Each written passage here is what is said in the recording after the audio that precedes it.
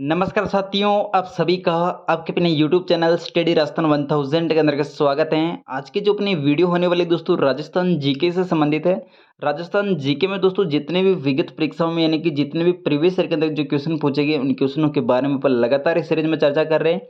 और आज की वीडियो नंबर दोस्तों अपने 91 नंबर की वीडियो है। इससे पहले दोस्तों 90 वीडियो अपलोड कर दी जिसमें अपने संपूर्ण कल्चर के बारे में अपन डिस्कशन कर चुके हैं। और उसके बाद में दोस्तों अपने हिस्ट्री प्रारंभ की थी। हिस्ट्री में अपन गुर्जर प्रतिहार वंश के बारे में, मेवाड़ इतिहास, मारवाड़ इतिहास और बीकानेर इतिहास के बारे में अपन देख चुके हैं। और अभी अपना जो टॉपिक चल रहा है दोस्तों आमेर, जयपुर या कछावा वंश का अपना टॉपिक चल रहा है। ठीक है, आमेर या जयपुर का इतिहास है, उसके बारे में अपन डिस्कशन कर रहे हैं। और इसका एक वीडियो मैंने पहले पहले ही अपलोड कर दिया और आज के दूसरे नंबर की वीडियो। ठीक है, तो वीडियो स्टार्ट करते हैं और देखते हैं दोस्तों आज का सबसे पहला क्वेश्चन कौन सा होने वाला। तो यहाँ पे आज का अपना सबसे पहला क्वेश्चन आ गया दोस्तों। जयपुर का कौन सा शासक 3 मुगल बादशाह जहांगीर, शाहजहां और औरंगजेब की सेवा में रहा था। तो जयपुर का ऐसा कौन सा शासक है दोस्तों जो कि जहांगीर, शाहजहां और औरंगजेब की सेवा में रहा था। तो ये दोस्तों राजा कौन सा हो जाएगा, मिर्जा राजा जयसिंह है। ठीक है, मिर्जा राजा जयसिंह का जो शासनकाल प्रारंभ होता है दोस्तों 1621 से दोस्तों इनका शासनकाल प्रारंभ होता है। ठीक है, 1621 से। और 1621 से पहले जो मतलब कि शासक रहता है वो कौन रहता है, भाव सिंह। ठीक है, भाव सिंह अत्यधिक शराब पीता था दोस्तों, मतलब कि जो अपना क्या बोलते हैं उसको, मानसिंह। ठीक है, मानसिंह का शासनकाल कब खत्म होता है, 1614 में। ठीक है, 1614 के बाद में भाव सिंह यहाँ पे शासक बनता है। तो भाव सिंह मतलब अत्यधिक शराबी था, उसकी वजह से इनकी मृत्यु हो जाती है 1621 में। यानी कि लगभग ये 7 साल तक शासन करता है। 7 साल के बाद में शासन करता है दोस्तों मिर्जा राजा जयसिंह। ठीक है, जो कि सबसे ज़्यादा जयपुर के अंतर्गत मतलब कि शासन करने वाला 46 वर्ष तक थे। ठीक है, 46 साल तक मतलब कि शासन किया था मिर्जा राजा जयसिंह ने सबसे ज़्यादा। तो यहाँ पे दोस्तों मतलब कि जहांगीर जहांगीर का शासनकाल प्रारंभ कब से हुआ, अकबर की मृत्यु हुई थी 1605 में। ठीक है, अकबर की मृत्यु 1605 में मृत्यु हो गई थी। तो अकबर की जैसे ही मृत्यु होती है उसके बाद में दोस्तों जहांगीर शासक बनता है। और जहांगीर का शासनकाल रहता है दोस्तों 1605 से लेकर 1627 तक। यहाँ पे अकबर का मतलब कि जहांगीर का शासनकाल रहता है। ठीक है, जहाँ पे जयसिंह इसकी सेवा देता है। इसके बाद में दोस्तों 1627 के बाद में 1627 से लेकर 1658 के मध्य शासक रहता है शाहजहाँ। ठीक है, शाहजहाँ जो शासन बनता है दोस्तों, शासक बनता है, उसमें मतलब कि जयसिंह यहाँ पे सेवा देता है। और जयसिंह को जो मिर्जा राजा की उपाधि दी थी, मिर्जा राजा की उपाधि देने वाला कौन है, ये भी दोस्तों हो जाएगा शाहजहाँ। ठीक है, शाहजहाँ के द्वारा मिर्जा राजा की उपाधि जयसिंह को दी थी। और शाहजहाँ के बाद में दोस्तों औरंगजेब है। औरंगजेब का जो शासनकाल है, औरंगजेब का शासनकाल है दोस्तों 1658 से लेकर 1707 तक जो शासनकाल है ये दोस्तों औरंगजेब का है, जहाँ पे दोस्तों यहाँ पे जयसिंह ने सेवा दी थी। ठीक है, और मिर्जा राजा जयसिंह का जो मतलब कि शासनकाल है वो 1667 तक है। ठीक है, 1667 तक इन पे मिर्जा राजा जयसिंह का शासनकाल है। और मिर्जा राजा जयसिंह के द्वारा एक महत्वपूर्ण संधि की जिसका नाम क्या है दोस्तों, पुरंदर की संधि। ठीक है, 11 जून 1665 में एक पुरंदर की संधि की थी, जो कि मतलब कि छत्रपति शिवाजी और मिर्जा राजा जयसिंह के मध्य हुई थी। ठीक है, और ये किसके कहने पे हुई थी, औरंगजेब के कहने पे। नेक्स्ट क्वेश्चन देखिए, वह कौन सा शासक था जिसने दोस्तों 3 मुगल बादशाहों के काल में शासन किया था। वापस ऊपर वाला सेम क्वेश्चन है, रिपीटेड क्वेश्चन है, लेकिन थोड़ा सा पैटर्न चेंज कर दिया पूछने का। तो वापस ऐसे ही क्वेश्चन एग्जाम में पूछे जाएंगे, लेकिन उसका जो पूछने का तरीका वो चेंज कर दिया जाएगा। ठीक है, कुछ एक आध क्वेश्चन मतलब कि नए होते, वो सभी के लिए नहीं होते, आपके लिए नए नहीं है। तो ये मतलब कि ज़्यादा टफ वाली बात नहीं है। ठीक है, तो दोस्तों यहाँ पे कौन सा शासक है जिसने दोस्तों 3 मुगल बादशाहों के शासनकाल में सेवा दी थी, तो मिर्जा राजा जयसिंह है। और मिर्जा राजा की उपाधि देने वाला कौन दोस्तों, शाहजहाँ। ठीक है, शाहजहाँ ने दोस्तों इसको मिर्जा राजा की उपाधि कब दी थी, तो ये दोस्तों मतलब कि उनके शासनकाल में उनको उपाधि दी थी। नेक्स्ट है, कोकिल देव ने आमेर को कछवा राजवंश कब बनाया था। तो कोकिल देव ने दोस्तों आमेर को कछवा राजवंश कब बनाया था। तो यहाँ पे अपना राइट आंसर क्या हो जाएगा दोस्तों, ये बनाया था 1207 के अंदर। ठीक है, 1207 में कोकिल देव ने जो आमेर है इसको मतलब कि कछवा राजवंश बनाया था। और बाकी मतलब कि जो कछवा राजवंश है इसकी स्थापना करने वाला कौन था, वो था दोस्तों मतलब कि दुल्हे राय। ठीक है, दुल्हे राय ने मतलब कि जो कछवा वंश की इसकी स्थापना कब की थी, 1137 में। एक तो रामगढ़ के मीणाओं को हराकर, एक मतलब कि दौसा के जो बड़गुजर थे उनको हराकर दुल्हे राय ने कछवा राजवंश की स्थापना की थी। उसके बाद में दोस्तों इन्हीं का एक वंशज है जिसका नाम क्या है दोस्तों, कोकिल देव। ठीक है, कोकिल देव ने 1207 में आमेर के जो मीणा थे उनको हराकर यहाँ पे मतलब कि कछवा राजवंश की स्थापना की थी। ठीक है, 1207 में। नेक्स्ट है, कोकिल देव निम्न में से किस वंश से संबंधित है। तो कोकिल देव दोस्तों निम्न में से किस वंश से संबंधित है? तो ये सिंपल सा आंसर है, यहाँ पे कछवा राजवंश से संबंधित है और कछवा राजवंश की दोस्तों आमेर में स्थापना करने वाला हो जाएगा, ठीक है, 1207 में। निम्न में से कौन से कछवा शासक ने मीणाओं को हटाकर आमेर को अपनी राजधानी बनाया था? तो ये दोस्तों कौन हो जाएगा? कोकिल देव, ठीक है। कोकिल देव ने जो आमेर के मीणा थे उनको हराकर यहाँ पे दोस्तों आमेर को अपनी राजधानी बनाने वाला है कोकिल देव, ठीक है। और दुल्ले राय ने दोस्तों मतलब कि कछवा राजवंश की स्थापना की थी 1137 में, जो कि रामगढ़ के मीणाओं को हराया था, ठीक है, 1137 में। 1137 में तो रामगढ़ के मीणा थे और दौसा के बड़गुजर थे, उनको हराकर कोकिल देव ने कछवा राजवंश की स्थापना की थी, सॉरी दुल्ले राय ने। और ये जो मतलब कि है कोकिल देव ने आमेर के मीणाओं को हराया था, ठीक है। नेक्स्ट देखिए, जयपुर के किस शासक ने अपने पुत्री का विवाह शहजादा सलीम से 1585 में किया था? तो यहाँ पे जयपुर का कौन सा शासक है जिसने दोस्तों अपनी पुत्री का विवाह शहजादा सलीम के साथ में यानी कि जहांगीर के साथ में विवाह किया था 1585 में? तो वो कौन सा शासक है दोस्तों? भगवंत सिंह है, ठीक है। भगवंत सिंह के द्वारा यहाँ पे मतलब कि अपनी पुत्री का विवाह किसके साथ में कर दिया गया? सलीम के शासनकाल में, ठीक है। सलीम के साथ में विवाह तय कर दिया था दोस्तों। और भगवंत सिंह की जो पुत्री थी उसका नाम क्या दोस्तों? भारमली, ठीक है, सॉरी मानबाई, मानबाई। और मानबाई मतलब कि जो भगवंत दास की पुत्री थी, ये जो इसका एक पुत्र था जिसका नाम क्या दोस्तों? जिसका नाम था खुसरो, ठीक है। मानबाई का पुत्र हुआ था दोस्तों खुसरो। खुसरो ने मतलब कि अपने पिता के विरोध में विद्रोह कर दिया था, जिसको अपन पितृ विद्रोह के नाम से जानते हैं। और इसी के व्यवहार से मतलब कि ये मानबाई परेशान होकर आत्महत्या कर लेती है, ठीक है। मानबाई किसकी बेटी थी? भगवंत दास की। नेक्स्ट देखिए, ढोला मारूरा दुहा कृति रे नायक ढोला रो असल नाम की है। तो यहाँ पे दोस्तों ढोला मारू जो कहानी है इसमें मतलब कि जो ढोला की जो असल नाम यानी कि जो असली नाम है वो नाम के हो लो, ठीक है। तो ढोला मारूरा जो दुहा, तो ये दोस्तों किसके द्वारा लिखा गया है? कवि कल्लोल के द्वारा लिखा गया है, ठीक है। तो यहाँ पे जो ढोला है, ढोला का जो वास्तविक नाम है या फिर असल नाम है वो नाम क्या है? तो है दोस्तों सहल कुंवर, ठीक है, सहल कुंवर।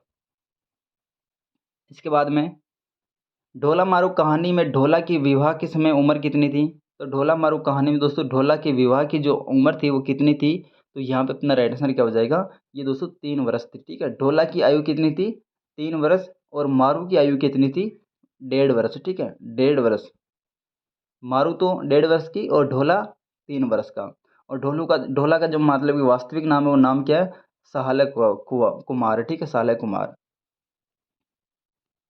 नेक्स्ट देखिए, और इसके बारे में अपन थोड़ा सा और डिस्कशन कर लेते हैं।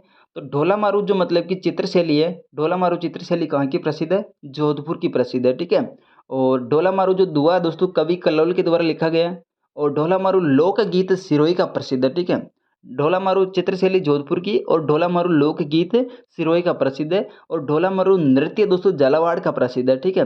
और अपने राजस्थान में एक आरटीडीसी के नाम से मतलब कि एक संस्था है जो कि ये जो टूरिज्म है दोस्तों इसको बढ़ावा देती है। तो आरटीडीसी के द्वारा एक होटल खोलेगी जो उसकी मतलब कि वो ढोला मारू के नाम से प्रसिद्ध है। और वो होटल कहाँ पे दोस्तों? आरटीडीसी के द्वारा खोलेगी होटल, वो बीकानेर के अंतर्गत, बीकानेर के अंतर्गत, ठीक है, ढोला मारू होटल।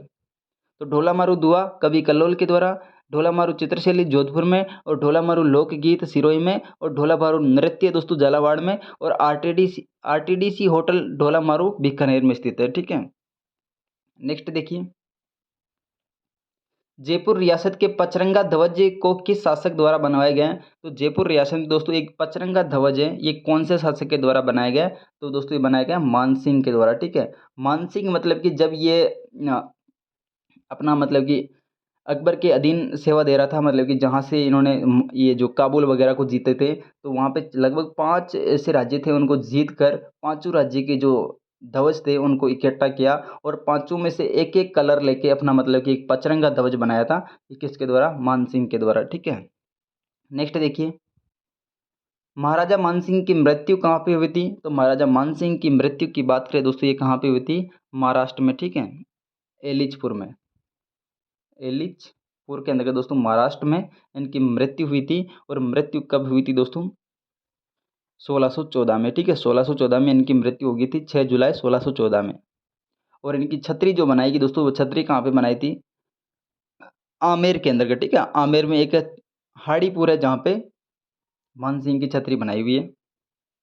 नेक्स्ट देखिए, मुगलों से वैवाहिक संबंध करने वाला प्रथम राजपूत परिवार कौन सा था? तो मुगलों से वैवाहिक संबंध स्थापित करने वाला दोस्तों प्रथम राजपूत परिवार कौन सा था? ये था दोस्तों कच्छावा। ठीक है, कच्छावा वंश का प्रथम जो मतलब कि शासक था उसका नाम क्या है दोस्तों? भारमल। ठीक है, भारमल ने सबसे पहले मुगलों के साथ में वैवाहिक संबंध स्थापित किए थे। कब किए थे? 1562 में। ठीक है, 1562 में जो अपनी बेटी थी दोस्तों मतलब कि जो क्या बोलते हैं इसको, भारमल की बेटी का नाम क्या? रखाबाई या फिर मानमती या फिर साहिबाई या फिर हरकाबाई का जो हरकाबाई भी इसका नाम है, जिसका विवाह दोस्तों अकबर के साथ में तय कर दिया जाता है और इसका पुत्र होता है दोस्तों जहांगीर है। ठीक है, और जहांगीर का विवाह किसके साथ में किया जाता है? जयपुर का मतलब कि भगवंत दास है जिसकी बेटी थी दोस्तों मानबाई। ठीक है, मानबाई का विवाह जहांगीर के साथ में कर दिया जाता है और उससे मतलब कि एक बेटा उत्पन्न होता है जिसका नाम है खुसरो। खुसरो जो कि पितृ विद्रोह कर देता है। पितृ विद्रोह के व्यवहार के कारण दोस्तों इनकी माता का नाम है मानबाई, जो कि परेशान होकर आत्महत्या कर लेती है। ठीक है, नेक्स्ट देखिए, आमेर राजा बिहारी मल की पुत्री का विवाह अकबर के साथ में कहाँ हुआ था? तो यहाँ पे दोस्तों बिहारी मल भी कह सकते हैं और भारमल भी कह सकते हैं। ठीक है, जिन्होंने दोस्तों मुगल बादशाह अकबर के साथ में सर्वप्रथम वैवाहिक संबंध स्थापित किया था और इनकी बेटी का नाम दोस्तों हरका बाई भी कह सकते हैं, इसको अपन शाही बाई भी कह सकते हैं, मानमती बाई भी कह सकते हैं और रखा बाई भी कह सकते हैं, जिसका विवाह दोस्तों कहाँ पे हुआ था? सांवर में 1562 के अंतर्गत। ठीक है, बिहारी मल की पुत्री या भारमल की पुत्री। ठीक है, जो कि किसके साथ में विवाह कर देता दोस्तों? अकबर के साथ में। निम्न में से आमेर के किस शासक ने सर्वप्रथम मुगलों के साथ में संधि की थी? तो ये दोस्तों कौन हो जाएगा? बिहारी मल या भारमल। नेक्स्ट देखिए, मुगल शासक जहांगीर की माता किस राजपूत वंश से संबंधित थी? तो मुगल शासक जहांगीर की जो माता थी यानी कि उसका नाम क्या हो जाएगा? नाम है दोस्तों रखाबाई, मानमती, साहिबाई, हरकाबाई। ठीक है, जो कि किसकी मतलब की पत्नी थी? ये अकबर की पत्नी थी और कौन से वंश से संबंधित है? कच्छवा वंश से संबंधित है। ठीक है, आमेर के राजा भारमल ने दोस्तों अकबर की अधीनता कब स्वीकार की थी? तो आमेर के राजा भारमल या बिहारी मल ने दोस्तों अकबर की अधीनता स्वीकार की थी 1562 में अपनी पुत्री का विवाह इसके साथ में तय करके। ठीक है, और इनकी पुत्री से जो मतलब कि बेटा उत्पन्न हुआ जहांगीर, और जहांगीर का मतलब कि विवाह भगवंत दास की बेटी मानबाई के साथ में कर दिया जाता है और उनके साथ उनका एक बेटा उत्पन्न होता है मतलब जिसका नाम है खुसरो, और खुसरो के मतलब कि पितृ विधोक के कारण यहाँ पे मानबाई आत्महत्या कर लेती है। अकबर द्वारा मानसिंह को निम्नलिखित में से कौन से मुगल प्रांतों का सूबेदार या राज्यपाल नियुक्त किया? तो यहाँ पे दोस्तों अकबर के द्वारा मानसिंह को निम्नलिखित में से कौन से मुगल प्रांतों का सूबेदार या राज्यपाल नियुक्त किया? तो ये हो जाएगा काबुल, बिहार और बंगाल। ये जो तीन राज्य हैं इनका मतलब कि राज्यपाल या सूबेदार नियुक्त किया। गुजरात को भी मतलब कि ये मानसिंह के द्वारा जीता, लेकिन यहाँ पे सूबेदार नहीं थे। ठीक है, केवल मतलब कि सेनापति के रूप में गए थे। बाकी सूबेदार दोस्तों एक तो काबुल, बिहार और बंगाल के थे। तो यहाँ पे अपना राइट आंसर क्या हो जाएगा? एक, दो, तीन। नेक्स्ट देखिए, मानसिंह को बिहार का सूबेदार किस वर्ष नियुक्त किया? तो मानसिंह को मतलब कि जो बिहार का सूबेदार नियुक्त किया गया वो कब किया गया? तो यहाँ पे अपना राइट आंसर क्या हो जाएगा? 1587 में। ठीक है, 1587 में। तो मानसिंह का जो शासनकाल रहता है दोस्तों वो कब से रहता है? तो मानसिंह लगभग 42 साल तक मतलब कि मुगल दरबार में रहता है। तो मुगल दरबार में ये कब से रहता है? 1562 से। 1562 से लेकर 1614 तक ये दोस्तों मतलब कि मुगल दरबार में रहता है। और इनका जो शासनकाल है इसको अपन तीन भागों में बांटते हैं। तीन भाग, सबसे पहला जो मतलब कि टाइम आता है इनका 1562 से लेकर 1574 तक। ठीक है, इसका पहला जो टाइम पीरियड है दोस्तों तीन भाग में बांट रहे हैं। सबसे पहला 1562 से लेकर 1574 में। और इसमें दोस्तों इन्होंने कौन कौन से कार्य किए थे? तो गुजरात पे विजय प्राप्त की थी और एक डूंगरपुर पे दोस्तों विजय प्राप्त की थी, लेकिन यहाँ के सूबेदार नहीं थे। ठीक है, उसके बाद दोस्तों 1562 के बाद में, 74 के बाद में, 1574 से लेकर 1589 तक यहाँ पे मतलब कि ये इसको दोबारा, ये मतलब दूसरा इनका शासनकाल है। इसमें कौन कौन सी विजय प्राप्त की थी? तो यहाँ पे दोस्तों सबसे पहले इसको काबुल का सूबेदार बनाया गया। तो काबुल का सूबेदार कब बनाया गया? 1585 में। ठीक है, 1585 में काबुल का सूबेदार बनाया गया, जो कि यहाँ पे 87 तक ये सूबेदार रहता है। और 87 के बाद में सूबेदार कहाँ का बनता है, ये बिहार का सूबेदार बनता है। ठीक है, तो यहाँ पे दोस्तों कब बनता है, 1587 में बिहार का सूबेदार बनता है। ठीक है, और 1587 से लेकर 1594 तक दोस्तों ये बिहार का सूबेदार रहता है, 1594 तक। नेक्स्ट देखिए, मतलब कि एक और ये टाइम पीरियड रह गया इसका। टाइम पीरियड इसके बाद में दोस्तों 1589 से ये 1614 तक, इसका मेन जो टाइम पीरियड दोस्तों शासक बनने का वो कब है दोस्तों, 1589 से लेकर 1614 तक है। नेक्स्ट देखिए, जहांगीर ने मुगल बादशाह बनने के बाद में किस राजपूत शासक के मनसब में कम कर दिया था। तो यहाँ पे दोस्तों जहांगीर जैसे ही बादशाह बनता है तो यहाँ पे कौन सा राजपूत शासक था जिसका मनसब कम कर देता है, तो ये है दोस्तों मानसिंह। ठीक है, मानसिंह का जो मनसब था अकबर के द्वारा 7000 मनसब दिया जा रहा था, इसको बाद में जैसे ही ये जहांगीर शासक बनता है इस मनसब को कम कर देता है। नेक्स्ट देखिए, अकबर ने सर्वोच्च मनसब 7000 किस राजपूत शासक को दिया था। तो सबसे ज़्यादा मनसब किसको दिया था, ये राजा मानसिंह को। ठीक है, अकबर के द्वारा सबसे ज़्यादा मनसब राजपूत शासक कौन था, मानसिंह, जिसको सबसे ज़्यादा 7000 ही मनसब दिया था। जैसे ही मतलब कि जो जहांगीर है ये शासक बनता है इसके मनसब को कम कर देता है। किस सन में अकबर ने मानसिंह को 7000 जात व 6000 सवार का मनसब प्रदान किया। तो ये दोस्तों 1605 में। ठीक है, जब अकबर की मृत्यु होने वाली थी उस समय मतलब कि जो मानसिंह है इसका मनसब कितना कर दिया जाता है, 7000 जात व 6000 मतलब कि सवार मनसब प्रदान किया जाता है। ठीक है, तो यहाँ पे अपना राइट आंसर क्या हो जाएगा, 1605। निम्नलिखित में से किस राजपूत मनसबदार को अकबर ने फरजंद की उपाधि दी थी। तो यहाँ पे मतलब कि जैसे ही मानसिंह 1589 के अंदर का शासक बनता है 1589 में, तो अकबर के द्वारा मतलब कि फरजंद की उपाधि दी गई मानसिंह को। ठीक है, मानसिंह को। नेक्स्ट है, किस राजपूत शासक को अकबर ने अमीर उल उमरा की उपाधि दी थी। तो अमीर उल उमरा की उपाधि दोस्तों किसको दी गई। तो यहाँ पे अपना राइट आंसर क्या हो जाएगा दोस्तों, 11वें क्वेश्चन में ये है भगवंत दास है। ठीक है, भगवंत दास को अमीर उल उमरा की उपाधि दी। और अमीर उल उमरा की उपाधि दोस्तों एक इसके मतलब कि पिता को भी दी थी। इनके पिता का नाम क्या दोस्तों, भारमल है। ठीक है,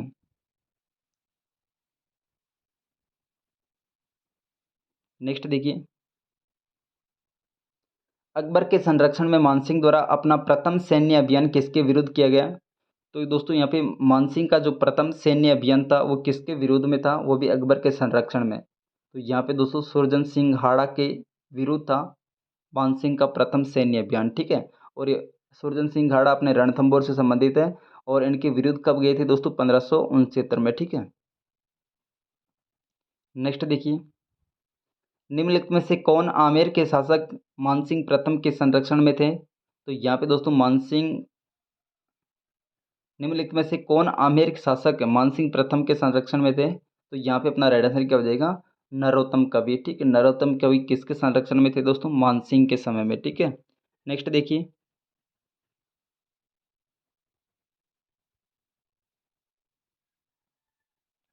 जयपुर के अल्बर्ट हॉल का उद्घाटन मतलब कि किसके शासनकाल में हुआ था। तो जयपुर का जो अल्बर्ट हॉल म्यूजियम है दोस्तों इसका जो उद्घाटन किसके शासनकाल में किया गया है। तो यहाँ पे अपना राइट आंसर क्या हो जाएगा, महाराजा माधो सिंह द्वितीय के समय में दोस्तों अल्बर्ट हॉल म्यूजियम का उद्घाटन किया गया है। ठीक है, तो ये थी दोस्तों आज की छोटी सी वीडियो। वीडियो अगर आपको पसंद आए तो वीडियो को लाइक कर दीजिएगा।